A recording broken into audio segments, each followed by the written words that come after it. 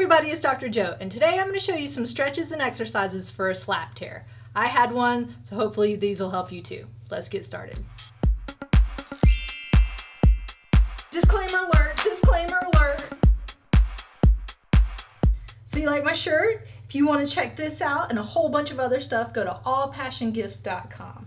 All right, let's start off. We're going to go with some pendulums first. So get a sturdy chair, a countertop, something solid to hold on to so you can lean over and hang that arm down. You want it to be nice and relaxed. If you have a weight and you want to hold on to a weight, it gives a little more traction there and opens up that joint space a little bit more. This isn't an active movement, so you're not going to be moving your arm. You're moving your whole body to make your arm move. So just kind of letting it hang. We're going to start off with circles and move that whole body to make the circle. So just start off with maybe 10 on one side, and then you can reverse it, don't hurt anybody, and do the circles 10 the other way. Then you can do a side-to-side motion. So still just having it hang down, now swing your body from side to side. Just nice and relaxed. This is opening up that joint a little bit, getting some movement in there. If you have that tear, it's going to be pretty painful and a lot of irritation in there. So that's just helping work that irritation out. Again, just starting off with 10, and then you're going to go front to back. So same thing, just let your body do the work, the arms just kind of going along with momentum. So just starting off with 10 of each of those, and then work your way up to a minute of each of those. The next one is going to be with a resistive band. You're going to step on the band. Make sure you've got a good solid hold on it so it doesn't come back up and pop you. You want to keep your arms straight the whole time for these exercises and keep your thumb up. So it's not turned this way, it's turned this way. Try and keep that elbow locked out if you can, and then you're just going to bring your arm almost to 90 degrees. Doesn't have to be exactly to 90 degrees, but you don't want to go up high. Just about straight out and then slowly come back down. So really controlling the band. Don't let that band control you. Now, if this hurts or it's too hard, you can do it without the band and just start off doing the motion and then eventually work your way up to a band and then doing more resistance as this becomes easy. Then the next way is going back behind you. Still keeping that arm straight, still keeping the thumb forward, and now going back this way. So this one probably won't go quite as high. That's okay. Just make sure you're keeping that arm as straight as you can. Again, just starting off with maybe 10 of these and then working your way up to 20, 25. If that becomes easy, then you can get a stronger resistive band. And then the last one for this is going to be what we call scaption. So scaption is not completely in the front and not completely to the side. It's about a 45-degree angle, so it's kind of in the middle. Still thumb up, and now come this way. So again, not out to the side, not in the front, but at about that 45-degree angle. Coming, just up, straight out, and then slowly back down. Make sure you're controlling that band as much as you can. If you feel like your elbow's bending or your arm is shaking, you probably have too much resistance and you want to go back down or maybe start without anything. All right, next exercises are going to be on the ground. So the next exercise is kind of an exercise / stretch. It depends on how you do it.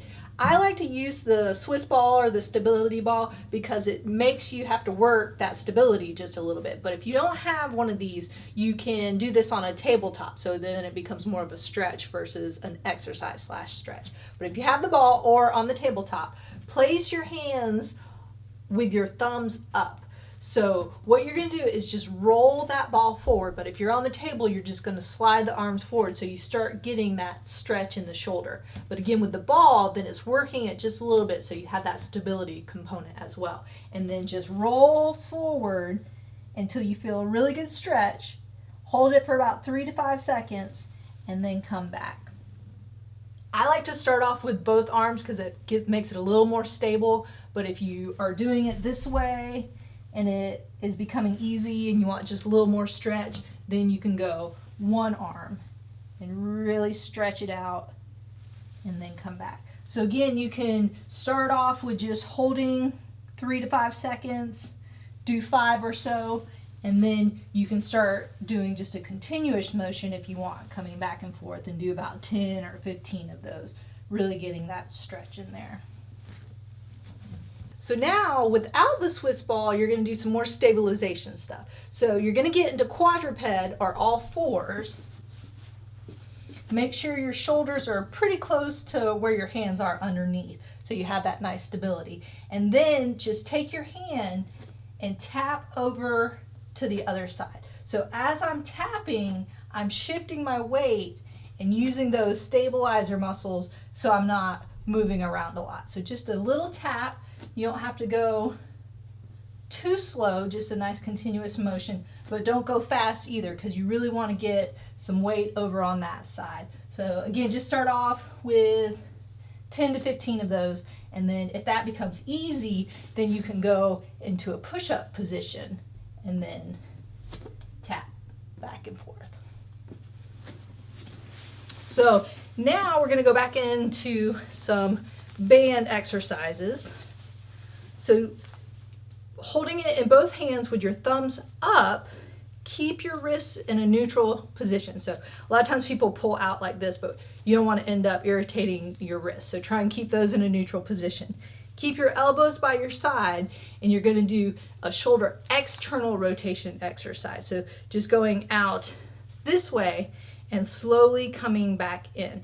Try and keep your elbows by your side the whole time. A lot of times people want to do this movement, but then that's taking away the exercise that you want to do. So if you want to roll up a towel or 2 towels and squeeze them by your side, if you feel the towel slipping, then you know your elbows are coming out away from your side. But you don't have to go far out. Just go till you feel some tension and then slowly come back in. So starting off with 10, work your way up 20, 25. If that's easy, then you can go to a more heavier resistive band. The next one is going to be rows. With the rows, if you want to do it in standing, you can put this in a doorway or a doorknob, hook it in and do it that way. But I like just going around my feet because it makes it easier.